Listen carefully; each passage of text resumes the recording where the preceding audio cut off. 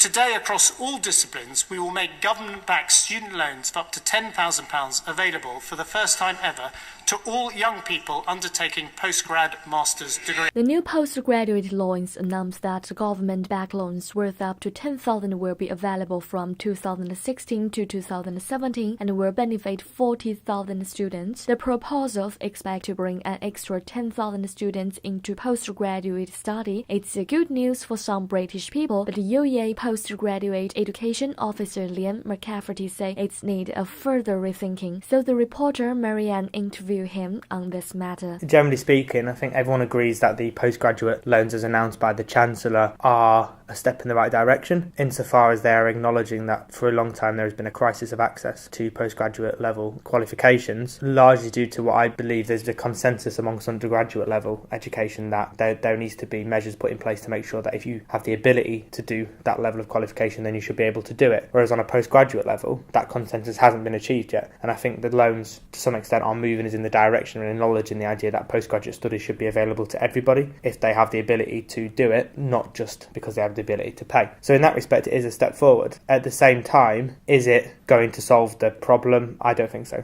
And when a reporter asked him whether this policy is a government to relieve the pressure of employment, he said, in terms of the situation we're in terms of graduate employment, is the case that we have high levels of graduate unemployment. It's harder than ever to find a graduate level job with a degree, and it's understandable that more students than ever are wanting to do a postgraduate level study in order to give themselves a step up. And it's understandable in that respect that employers are also potentially looking for postgraduate level qualifications, because there needs to be a new method of distinguishing the candidates of a higher caliber, whereas in the past it was just enough to have a degree. Now, part of our problem with this is the fact that the problem of the graduate employment crisis is something which the government clearly isn't keen on acknowledging or serious about tackling, because it's not talking about investments in jobs, investments in green jobs, all the things that the government could be doing, when it's still engaging in a programme of austerity which is making the situation worse, the economic situation worse for a lot of graduates. And this seems to be quite a short-term measure where the government are willing to invest in postgraduate loans which are,